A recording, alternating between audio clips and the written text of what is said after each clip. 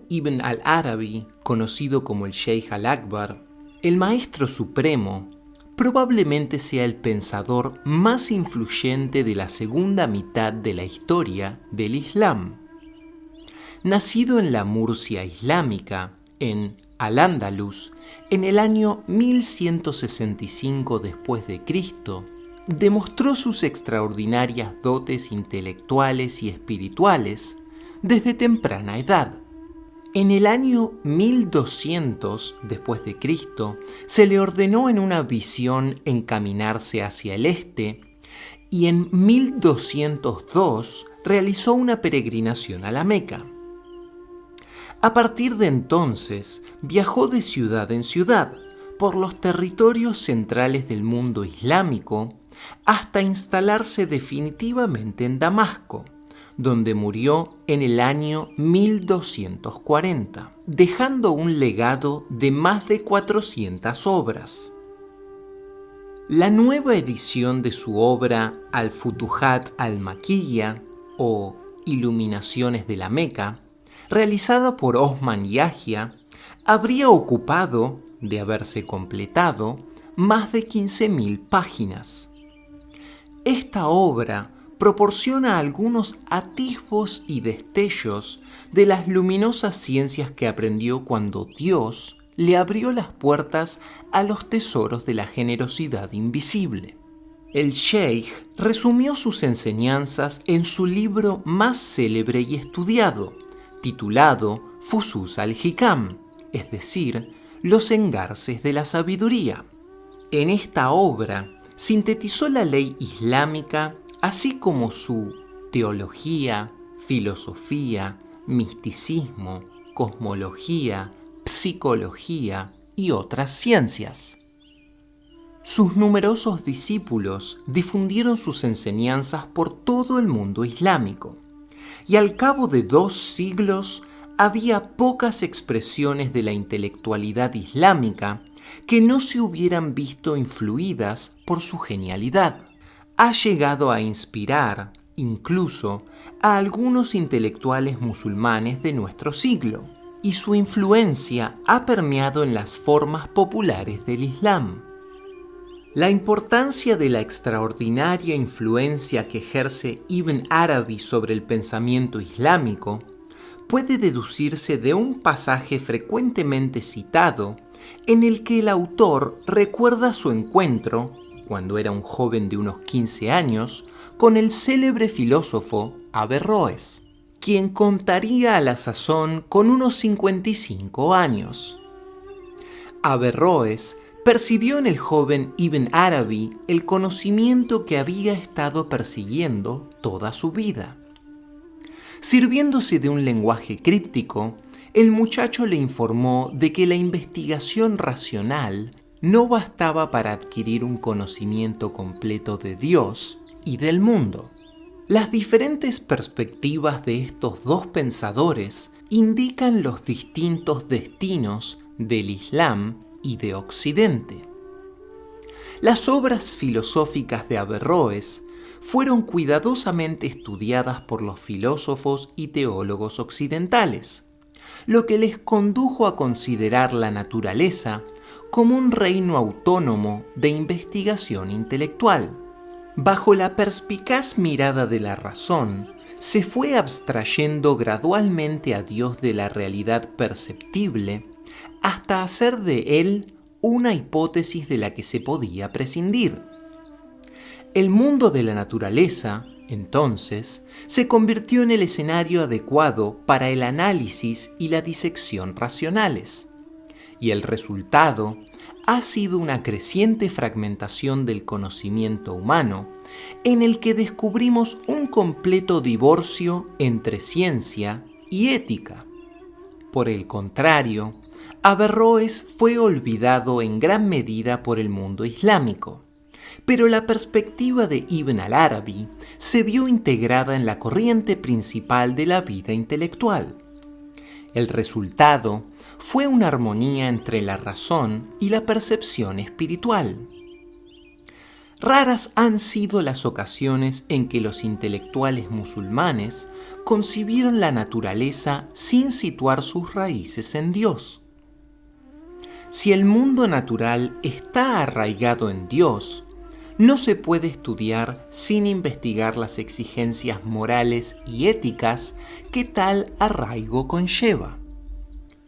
Solo en épocas recientes, bajo el dominio político y cultural de Occidente, los intelectuales musulmanes han podido abandonar su tradicional visión del mundo para contemplar el conocimiento desarraigado como campo merecedor de estudio.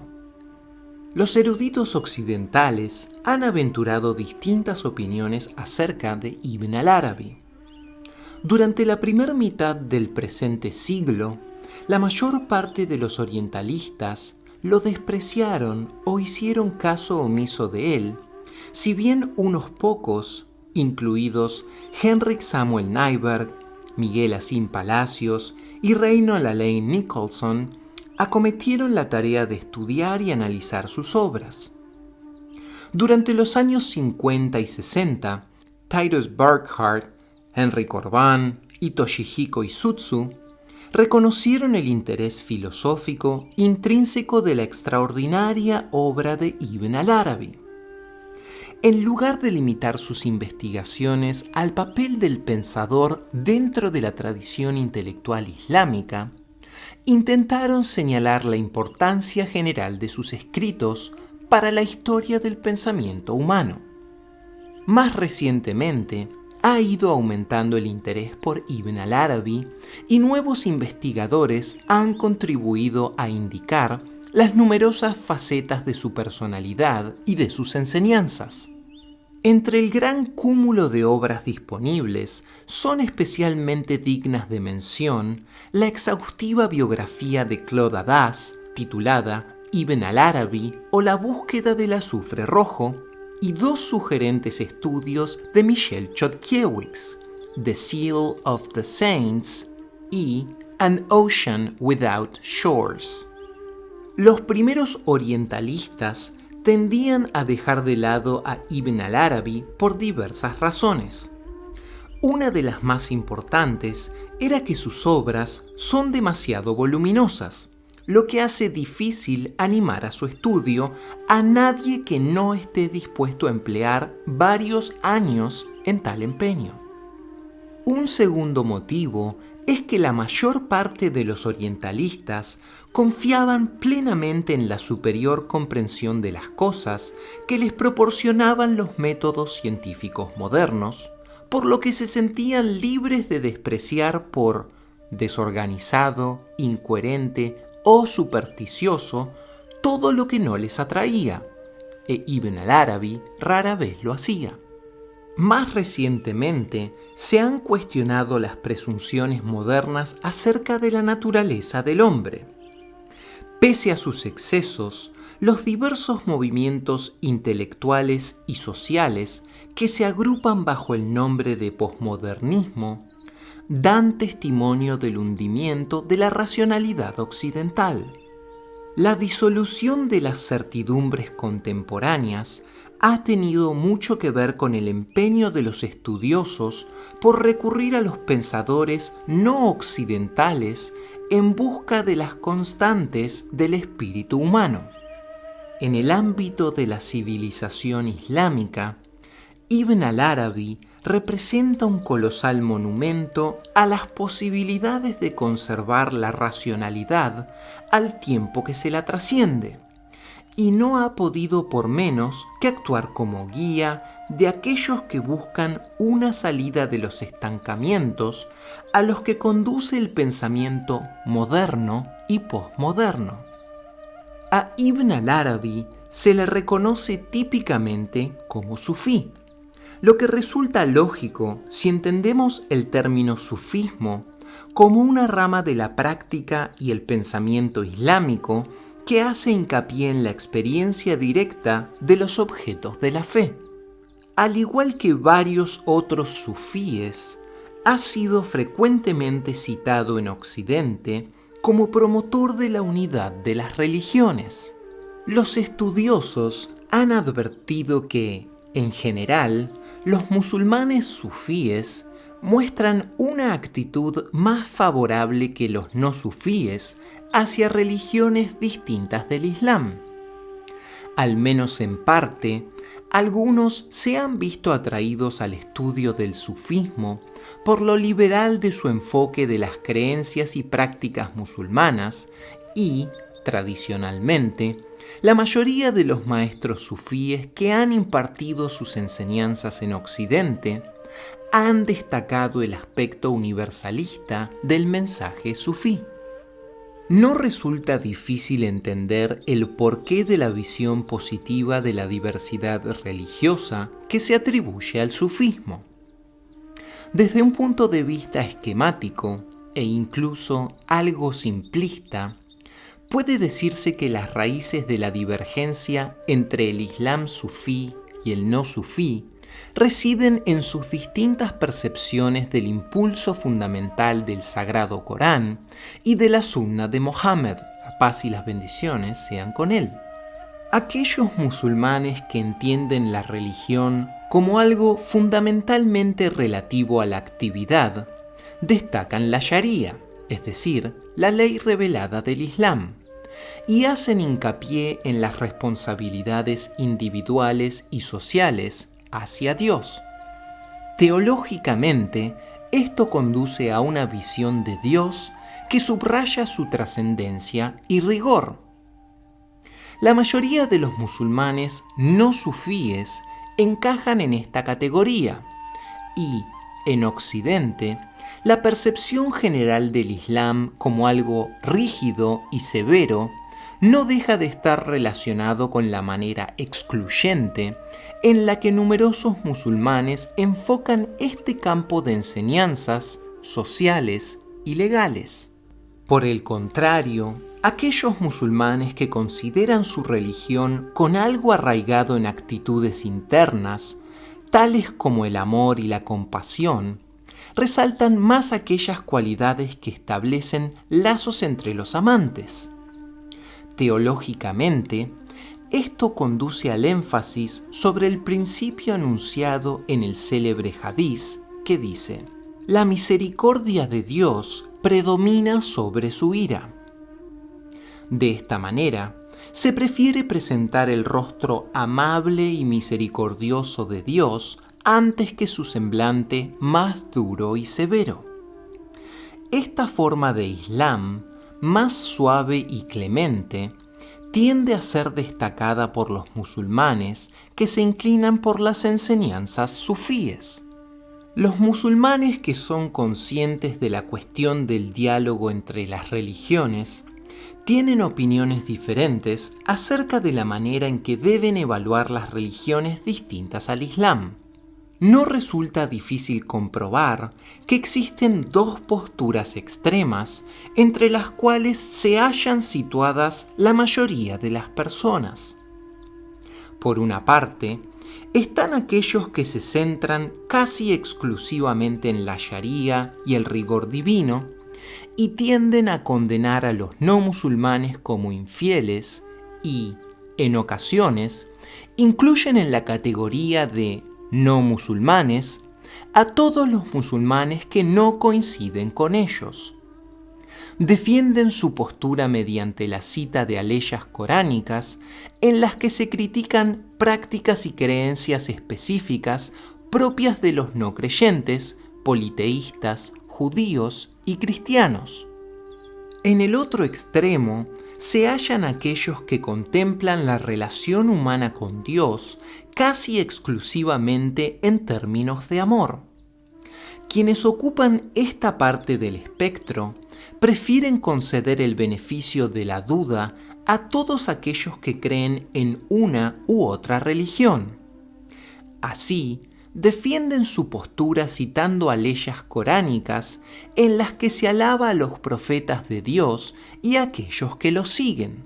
Dan por supuesto que, al igual que los buenos musulmanes, los justos y los sinceros de entre los creyentes de otras religiones alcanzarán también la salvación, e incluso que los malos, al igual que los malos musulmanes, probablemente se verán sorprendidos por la misericordia de Dios y terminarán gozando de una situación mucho más deseable de lo que tenían derecho a esperar.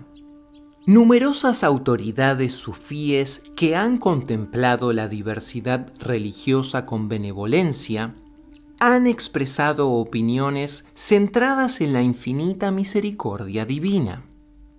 Por lo general, los estudiosos modernos que han debatido acerca de dichas enseñanzas lo han hecho citando pasajes aislados de sufíes clásicos o bien replanteando el mensaje sufí en lenguaje contemporáneo, sin prestar demasiada atención a las propias palabras de los grandes representantes de la tradición.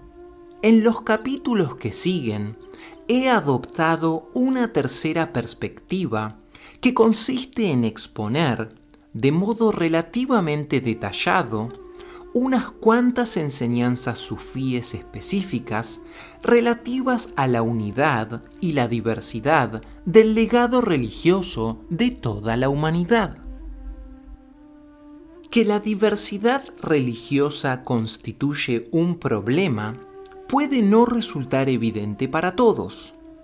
Ciertamente no lo es para el propio Ibn al-Arabi, ni para la escuela de pensamiento por él establecida.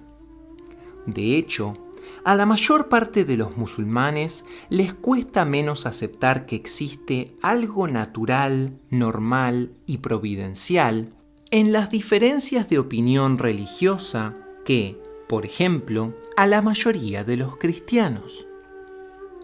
En la literatura islámica resulta fácil hallar dichos proverbiales a tal efecto. Por ejemplo, la divergencia de los estudiosos de la religión es una bendición y hay tantos caminos hacia Dios como almas humanas. En ocasiones, Ibn al-Arabi menciona el problema de la diversidad de las opiniones, pero por lo general se refiere a diferencias entre las escuelas islámicas y casi siempre intenta mostrar que esta diversidad ha sido establecida por obra de la sabiduría y la compasión divinas. En un pasaje específico, trata este punto con su estilo característico, señalando que el propio Dios es la fuente de toda la diversidad del cosmos. En consecuencia, las creencias divergentes emanan de Dios. El propio Dios constituye el primer problema de diversidad que se ha manifestado en el cosmos. Lo primero que considera toda criatura viviente es la causa de su propia existencia. En sí misma, cada cosa sabe que antes no era y que posteriormente llegó a ser por medio de la creación temporal. No obstante, en este llegar a ser, varían las disposiciones de las cosas existentes. Así, poseen distintas opiniones acerca de la identidad de la causa que dio origen a su existencia. Por lo tanto, la divina realidad es el primer problema de la diversidad del cosmos. Para Ibn al-Arabi, esta diversidad de opinión no es una fuente de confusión ni de angustia. Por el contrario, la entiende como una de las muchas señales de que la misericordia de Dios predomina sobre su ira, lo que conduce a la felicidad final de todas las criaturas. De este modo, continúa diciendo en el mismo pasaje: dado que Dios representa la raíz de toda la diversidad de creencias en el cosmos, y dado que es Él quien ha creado la existencia de todo lo que habita en el cosmos, dotándolo de una constitución no poseída por ninguna otra cosa, todos habremos de disfrutar finalmente de la misericordia.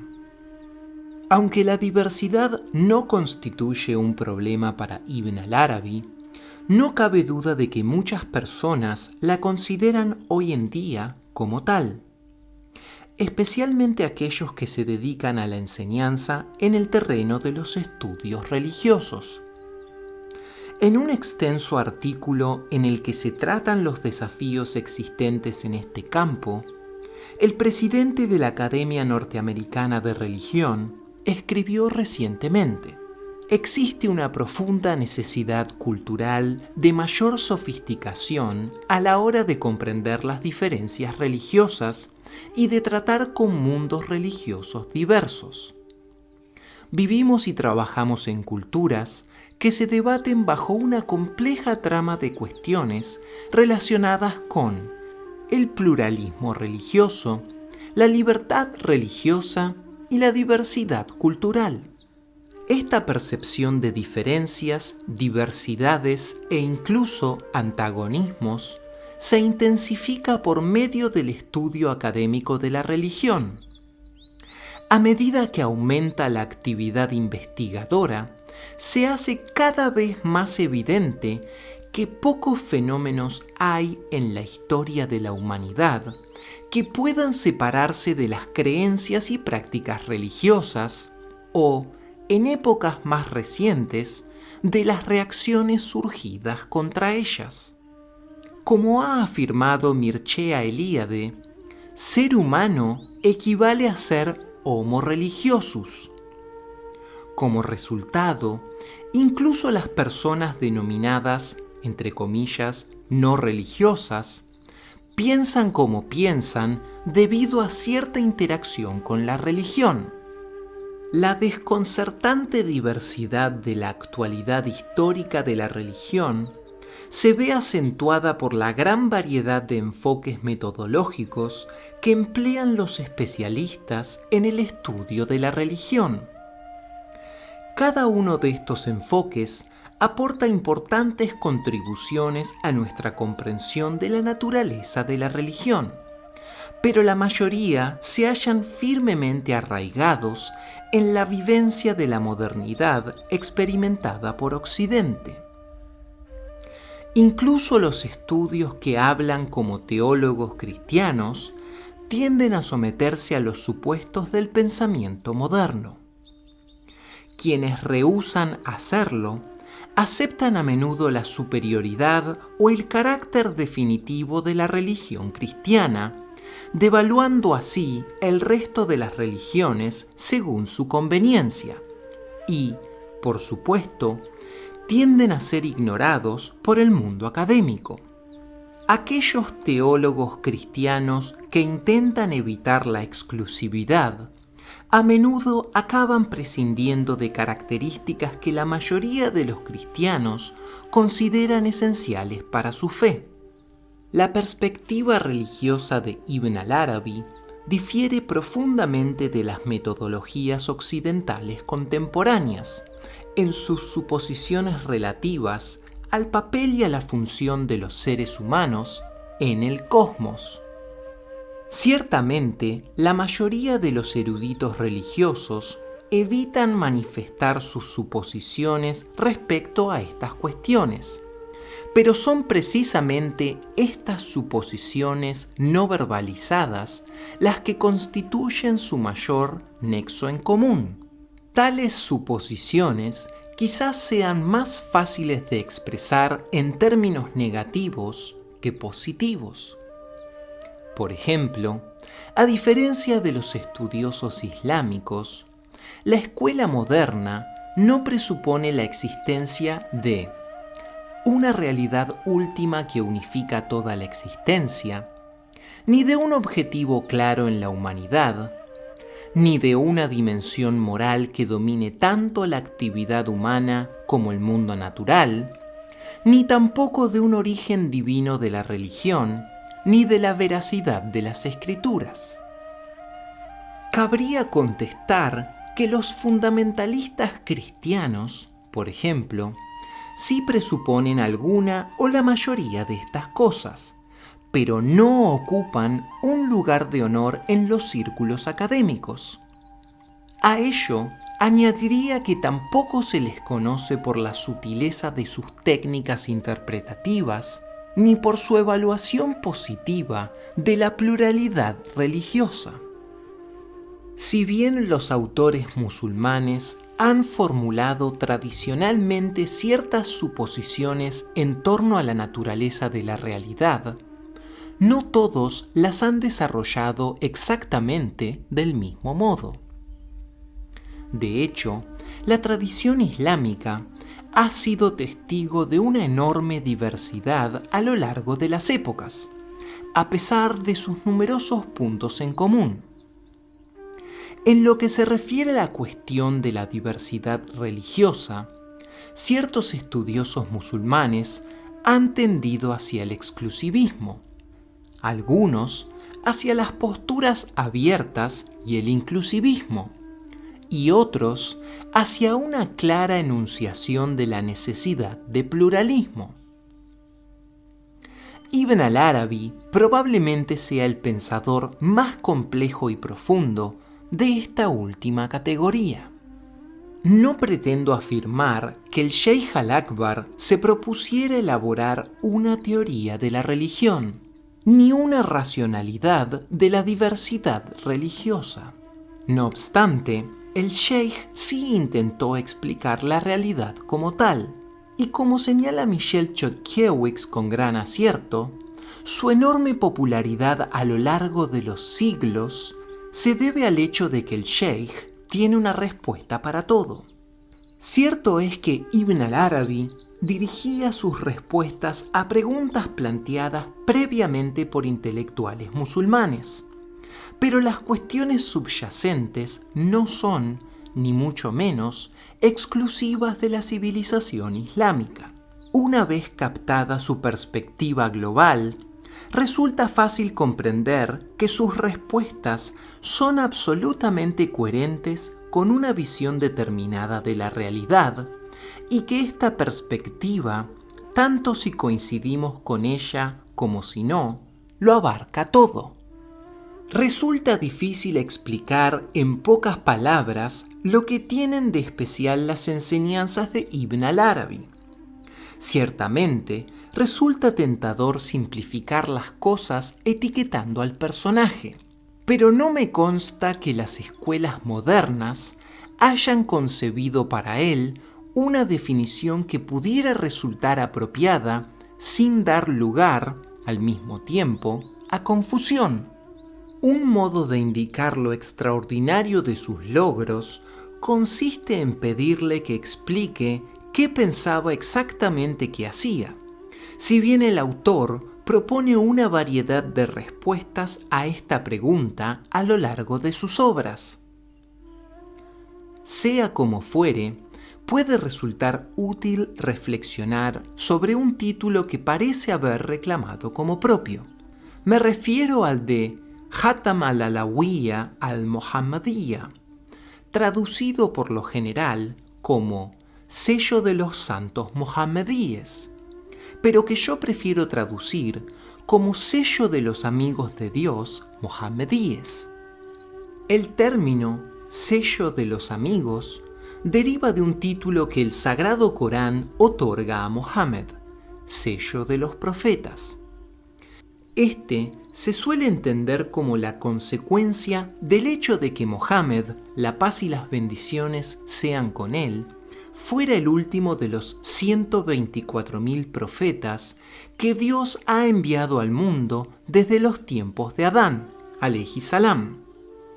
También se entiende como la afirmación de que Mohammed, sallallahu alayhi wasallam, alcanzó en su propia persona todas las perfecciones humanas de los profetas anteriores, y de que la revelación que recibió de Dios, el Sagrado Corán, reúne todas las ciencias proféticas en un todo único y sintético.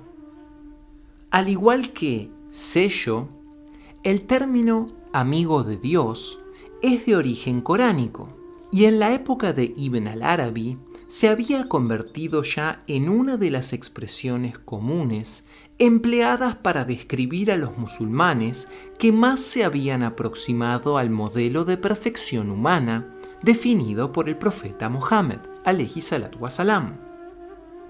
Numerosos estudiosos occidentales han traducido este término como santo, pero santo posee unas connotaciones cristianas específicas que no cabe aplicar en un contexto islámico. El concepto de amistad divina es un tema fundamental en los escritos de Ibn al-Arabi. En resumen, el autor se atiene a la corriente principal de la tradición islámica al afirmar que Dios escoge como amigos suyos a aquellas personas que actualizan las mejores cualidades de la raza humana. Estas personas son fundamentalmente y sobre todo los profetas. La paz y las bendiciones sean con todos ellos. A partir de esto, las revelaciones de Dios a los profetas hacen posible que otros se conviertan igualmente en amigos suyos. Cada profeta es una fuente de orientación y un modelo de perfección humana. Aquellos que siguen los pasos de un profeta tienen la posibilidad de obtener de él cierto legado, el cual posee 3 dimensiones básicas: obras o actividades que manifiestan los rasgos virtuosos de un carácter noble, estados o experiencias internas de realidades ocultas a la vista, y conocimiento, o la percepción y la comprensión directas de diversas modalidades de la realidad. Ibn al-Arabi considera que el objetivo de la religión es la consecución de la perfección humana en las 3 modalidades de obras, estados y conocimiento. Y los profetas son los modelos que establecen los distintos paradigmas de perfección.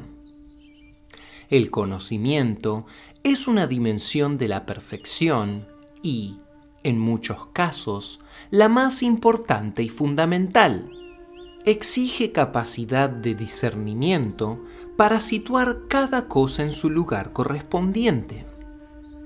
Como el Sheikh nos escribe, a medida que una persona se aproxima a la perfección, Dios le proporciona capacidad de discernimiento ante los asuntos que se le presentan y le verifica las realidades. Al decir las realidades, se refiere a todas las cosas del universo tal y como el propio Dios las conoce. Todas las modalidades de perfección humana establecidas por los profetas conllevan el conocimiento de una cierta configuración de las realidades. Las realidades son infinitas, por lo que tan solo Dios puede conocerlas en su simultaneidad. Con todo, los seres humanos cuentan con la posibilidad de conocer los principios de las realidades manifiestas y no manifiestas, y se entiende que estos principios aparecen denotados por los nombres de Dios. Existen numerosos pasajes en los que Ibn al-Arabi relaciona los modos de conocimiento de la realidad con las denominaciones divinas. En su opinión, los grandes profetas conocen todos los nombres de Dios, pero tienen una perspicacia especial en lo que se refiere al modo en que ciertos nombres divinos específicos ejercen sus efectos sobre el universo. En la obra Fusus al-Hikam, asocia a cada uno de los 27 profetas con un nombre divino.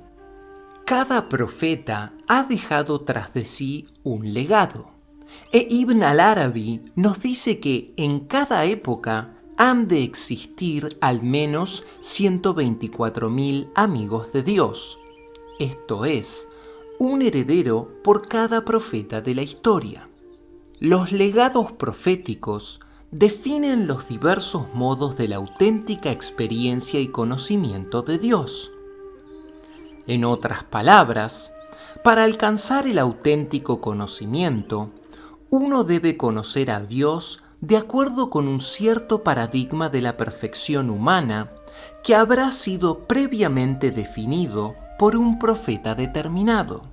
La cuestión de cómo pueden las personas obtener el conocimiento concedido a un profeta constituye un elemento esencial de los escritos del Sheikh Al-Akbar. La respuesta más sencilla es que en la medida en que la iniciativa humana tiene un papel que desempeñar, las personas deben seguir las directrices de un profeta dado. No obstante, las enseñanzas de la mayoría de los profetas no han llegado hasta nosotros. En el caso de tales profetas, el único modo de obtener su legado consiste en recibirlo por medio de algunos de los profetas más tardíos. Asimismo, y dado que las obras, estados y conocimientos de Mohammed comprenden todo lo revelado a todos los profetas anteriores a él, el mejor modo de obtener un legado profético consiste en seguir las enseñanzas de Mohammed, la paz y las bendiciones sean con él. En cualquier caso, en un análisis final, sería el propio Dios quien decidiría otorgar un legado profético a un individuo en particular. Ibn al-Arabi afirma con frecuencia que el esfuerzo humano solo puede conducir a los buscadores hasta la puerta. Una vez alcanzada, pueden llamar a ella todo lo que quieran, pero será Dios quien decida si abrirá y cuándo abrirá la puerta, y solo Él decidirá qué habrá de otorgar a cada buscador. El legado profético en su sentido más pleno no tiene lugar hasta que la puerta se abre. Esta imagen de apertura de puertas explica el significado del título de la obra magna del Sheikh, Al-Futuhat al-Makkiyya, es decir, las iluminaciones o aperturas de la Meca. Ibn al-Arabi no aprendió las ciencias contenidas en esta obra por medio del estudio ni del razonamiento discursivo. Sencillamente le fueron otorgadas cuando Dios abrió la puerta. En uno de sus pasajes más característicos, describe el proceso por medio del cual uno logra acceder a la puerta. Cuando el viajero expectante se refugie en el retiro y en la invocación del nombre de Dios, cuando vacíe su corazón de pensamientos reflexivos y cuando se siente en su pobreza, carente de cualquier posesión al umbral de su Señor, Dios le concederá generosamente algo de conocimiento de sí mismo, de los misterios divinos y de las ciencias elevadas. Por eso ha dicho Abu Yazid: muerto está el conocimiento que adquieres de los muertos, pero yo obtengo mi conocimiento del viviente, del que nunca muere. Cuando se le abrió la puerta, Ibn al-Arabi descubrió que había heredado todas las ciencias de Mohammed, alayhi salatu wasalam. Entre estas ciencias se hallaba la certeza de que nadie después de él, salvo Jesús, alayhi salam, en el fin de los tiempos, recibiría esta herencia en toda su plenitud.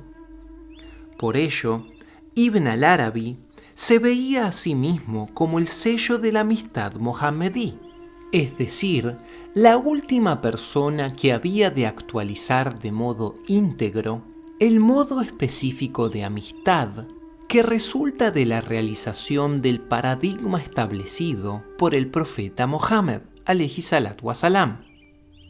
Claramente, Cuando Ibn al-Arabi afirma ser el sello de los amigos mohamedíes de Dios, esto no implica que no habrá otros amigos de Dios después de él.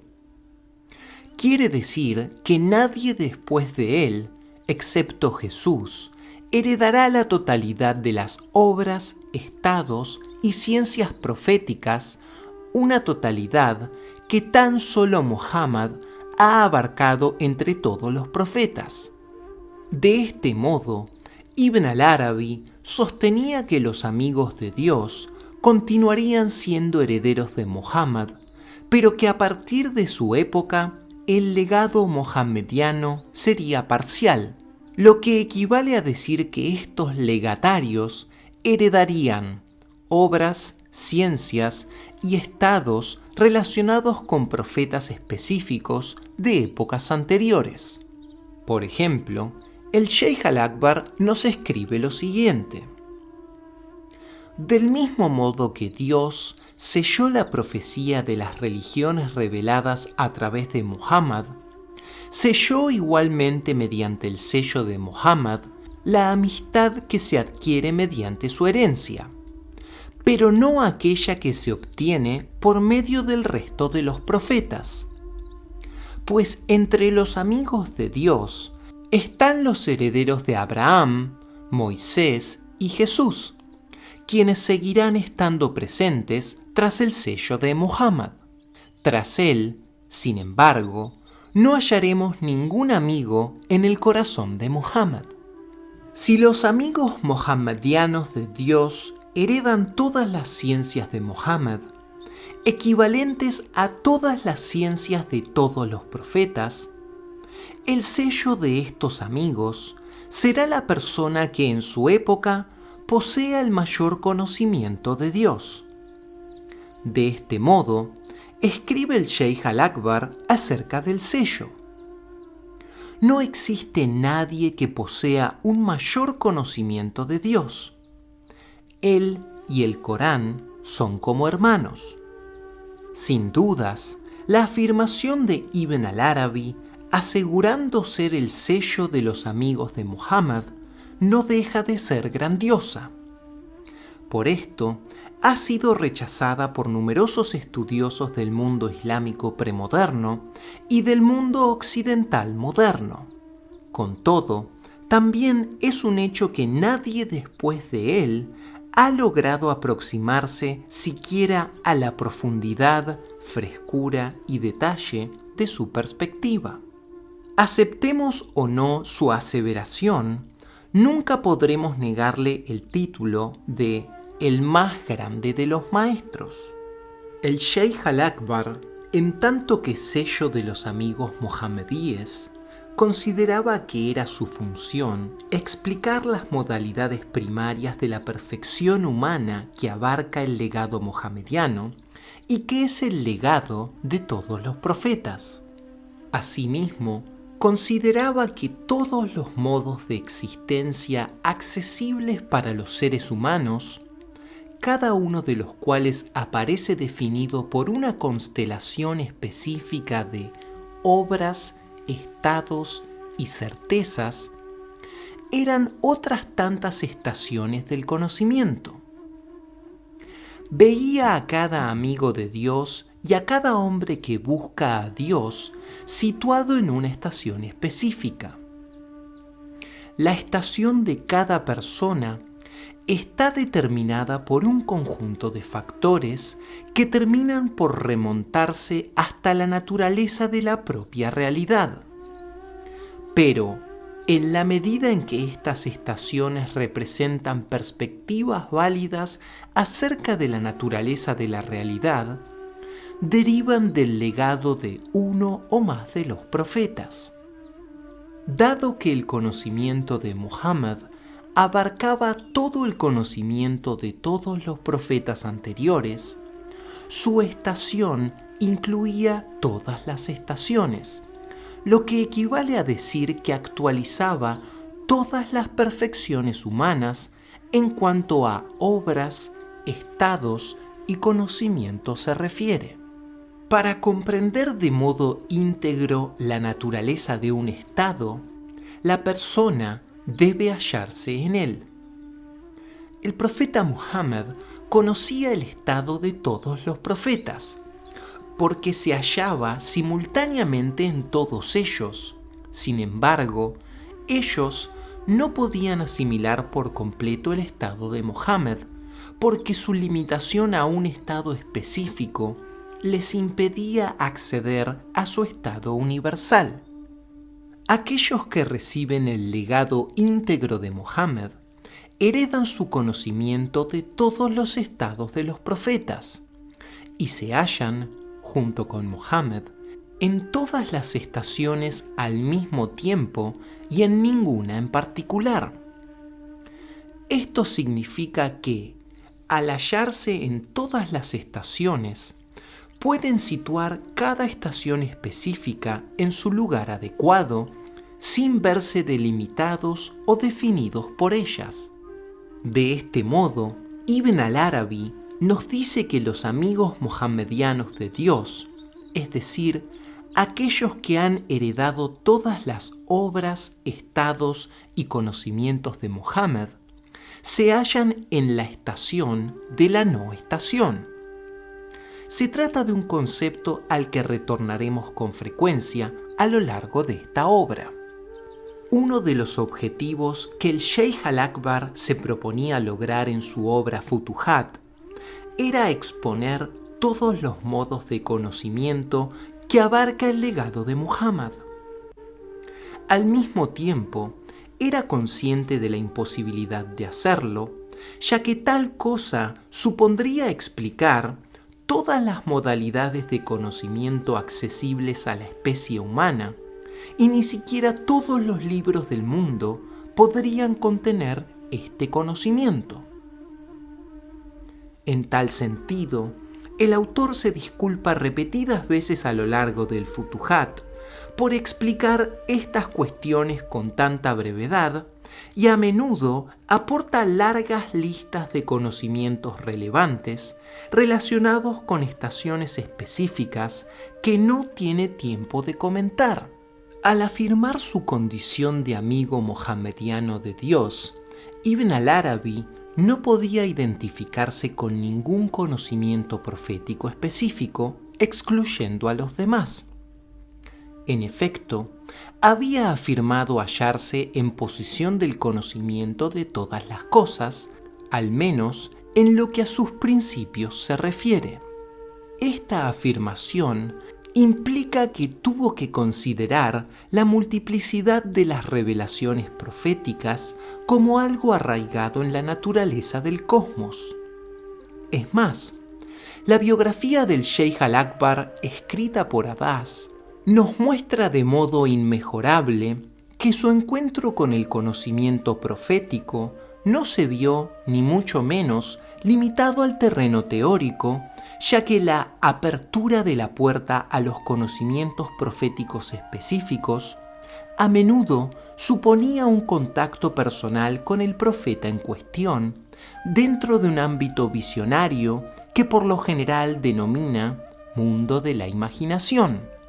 Resulta especialmente significativa su crónica acerca de cómo conoció a todos los profetas en el curso de una única y amplia visión, encuentro sin duda exigido por su propósito de alcanzar un conocimiento completo de Muhammad y del Sagrado Corán. Mediante esta breve explicación de aquello que Ibn al-Arabi creía estar haciendo, puede parecer razonable afirmar que su perspectiva de las cosas es distinta de cualquier otra en la medida en que no se sitúa a sí mismo en ninguna estación específica. En otras palabras, el hecho de situarse en la estación espiritual de la no estación, es decir, sin estaciones, le permite aceptar y rechazar cualquier otra estación. De esta manera, reconoce la validez de todos los modos de conocimiento humano y, al mismo tiempo, reconoce las limitaciones de todos ellos. Así, considera cada perspectiva, cada escuela de pensamiento y cada religión como verdaderas y falsas a la vez. No nos ofrece un único sistema global que tenga en consideración todas las cosas, ni siquiera la mayoría, pero sí nos ofrece un modo de contemplar las cosas que nos permite comprender por qué las cosas deben ser como son. Ibn al-Arabi acepta la validez de las tres modalidades básicas de obtención del conocimiento: la investigación racional, la revelación profética y la develación, es decir, apertura de la puerta que conduce al conocimiento divino. Dentro del contexto de los dos primeros, sigue las normas dictadas por las autoridades competentes en ciencias tales como la lógica y la jurisprudencia, y diferencia claramente entre verdad y falsedad. Reconoce que la verdad y la falsedad solo pueden ser juzgadas en términos de estaciones o puntos de vista específicos. Así, por ejemplo, en el caso del conocimiento profético, la verdad debe juzgarse desde el contexto de la revelación pertinente. Al mismo tiempo, y desde la perspectiva del tercer tipo de conocimiento, reconoce la legitimidad de todas las perspectivas existentes. En este sentido, por ejemplo, afirma lo siguiente: la religión revelada tiene un poder cuya realidad no permite que lo sobrepase, del mismo modo que la razón posee ese mismo poder. Vivo con el momento actual. Niego mediante la razón lo que la razón niega, dado que mi momento actual es la razón, pero no lo niego mediante la develación ni la religión revelada. Mediante la religión revelada, niego lo que la religión revelada niega, dado que mi momento actual es la religión revelada, pero no lo niego mediante la develación o la razón. En cuanto a la develación, esta no niega nada. Por el contrario, la develación sitúa cada cosa en el nivel que le corresponde. Evidentemente, no toda develación nos permite contemplar todo en el nivel que le corresponde. La develación entraña sus propios peligros, algunos de los cuales aparecen mencionados en el capítulo 6. A lo que Ibn al-Arabi se refiere aquí es a la develación otorgada a los herederos de Muhammad, situados en la estación de la no estación y dotados de la capacidad de percibir las realidades tal y como el propio Dios las conoce. Son ellos quienes han heredado la respuesta divina que Muhammad obtuvo de su ruego: «Oh Señor, muéstranos las cosas tal como son». Uno de los corolarios del reconocimiento por parte de Ibn al-Arabi de la legitimidad del conocimiento revelado es que lo considera como algo correcto en su percepción de las cosas, a la vez que sostiene que está justificado en los preceptos que ofrece para rectificar la situación humana, aun cuando él mismo reconoce que la situación humana es la que debe ser. Al aceptar la verdad de las diversas perspectivas de la realidad que ofrecen los seres humanos, el Sheikh al-Akbar anuncia la relatividad radical de todas las cosas y de todas las percepciones, incluso de aquellas percepciones gobernadas por el conocimiento profético. En este sentido, su perspectiva posee una profunda relación con ciertas corrientes del posmodernismo.